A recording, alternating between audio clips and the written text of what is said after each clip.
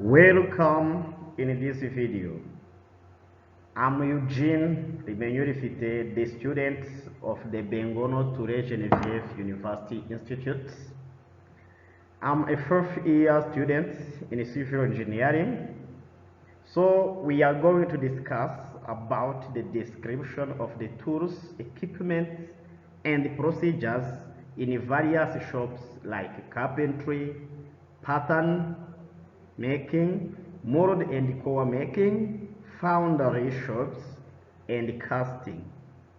Thank you. Let us start by carpentry. First of all, carpentry is a craft into which wood is being used.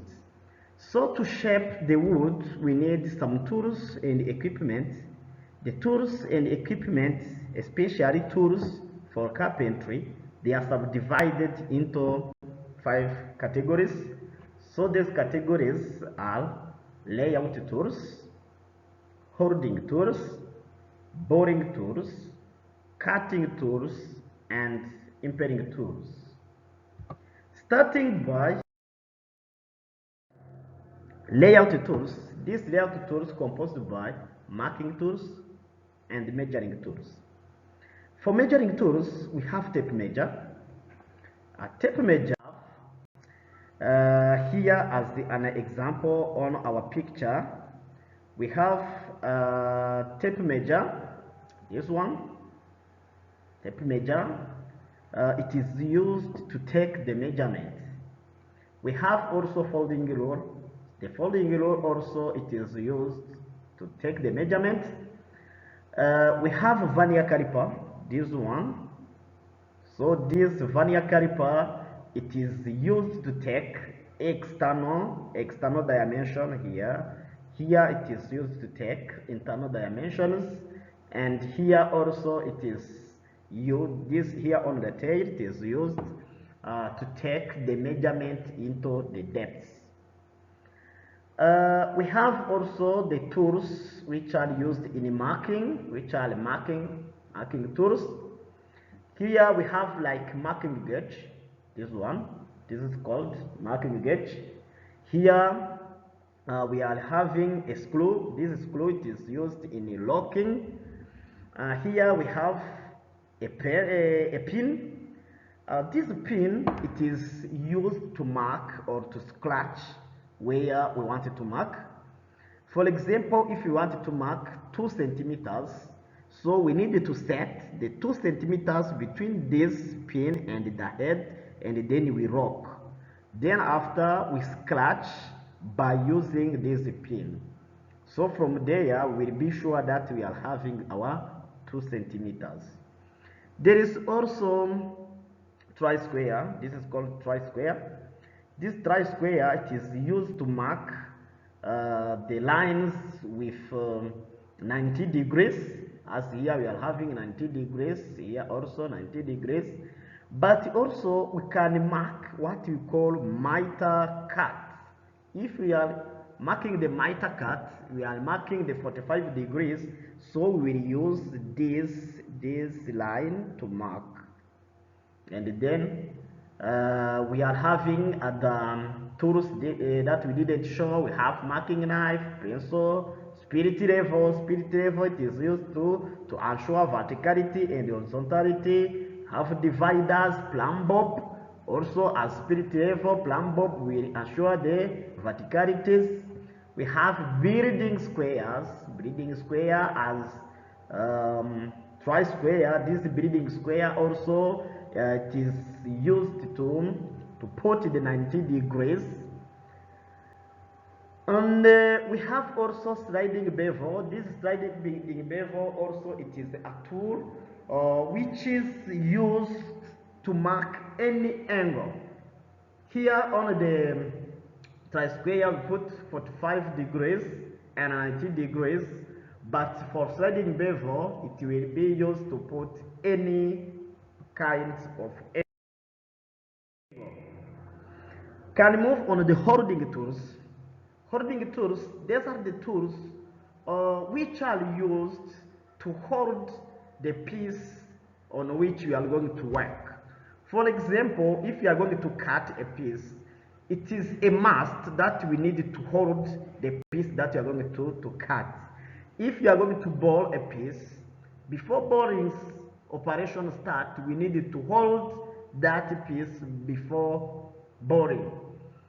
We have many holding tools, but we displayed the carpenter workbench or joiner workbench here.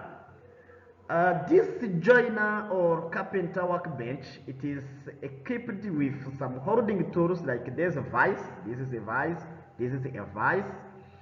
So these vices will be used to hold a piece before we start the operation on that piece. Here we have the holes. So within these holes, I think here you are seeing a stopper. This stopper, it is element that we put in this hole before and after our piece, so that they will act as blocking piece, or which will stop this piece. For example, when we are planning this piece, so this will hold it, so that when we plan, our piece will not move. So from here, from this vise and from the stoppers, this bench, it is considered as a holding tool. We have sash clamp. Sash clamp, sometimes it is called also T-bar clamp. So this sash clamp, it is called sash clamp because it is used to make the board or to make the sash. The sash is commonly known on the doors. This one is used also to hold the panels. So as you are seeing here, it is having two jaws. It is having movable jaw and fixed jaw. We are having a shaft or a screw. So we need to block this movable jaw, and then by using our screw, we start fastening so that we will hold our piece. There is also what we call F clamp. It is F clamp. It is having the shape of F. And then this one, as the G clamp, they will be used to hold the timber on the bench.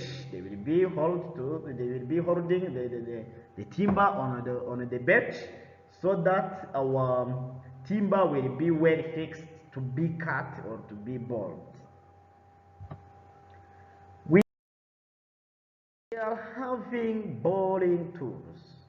These boring tools, they are the tools that are used to make holes into timber. So these boring tools, we started by single breast. A single breast is this one, as here, as you are seeing here, it is having a handle and a wheel, kind of wheel. So here we need to fix a drill bit. Drill bit will be fixed here, and then we will start rotating this handle so that the head of the single blade will rotate. So this rotation movement will also rotate the drill bit which is inserted, and then we will be boring. We have ratchet brace. This ratchet brace, it is much easier in using than single blades, because it is having jaws. And it is having a handle in the middle, so that, and then it is having the handle which will help in exerting the force, and so that when we rotate our handle here, the movement of the head which possess the drill bit will be too high, so that it will drill faster. We have also what we call cutting tools. Cutting tools, they are the tools which we need in cutting. These cutting tools are divided into two groups. Group number one, it is slicing and smoothing tools. So these tools, they are the tools that will give the finishing, like planes, like chisels and gauges. We have also parting and shaving tools. So here they are the tools which are used to cut, like saws. Uh, Starting by slicing and smoothing tools, here we have seen a plane and chisel. On left hand, we are having a plane with its parts. So here we have handle, here we have a saw, here we have knob, this is called the knob. So these two, they are used um, when we are cutting or when we are planing, we are holding this part so that we will get strength on our work. And then we are having the sword, it is like a body, it's like a body of the plane. And then we have muff. This muff, it is where the knife will go through because it cut from underneath. And then we are having flog. Flog is this part. This is called flog, and this is called lever. So this is lateral adjustment lever. Yes. This one, it will adjust the blade to go right or left. And then we are having screws. Here we have fork adjustment screw. So this fork adjustment screw, it will help for our fork, this one, to go back or to go forward. We are having blade. So this blade is the part which we cut. Here we are having cap iron. This cap iron, it is acting like washer, because here we have lever cap. This lever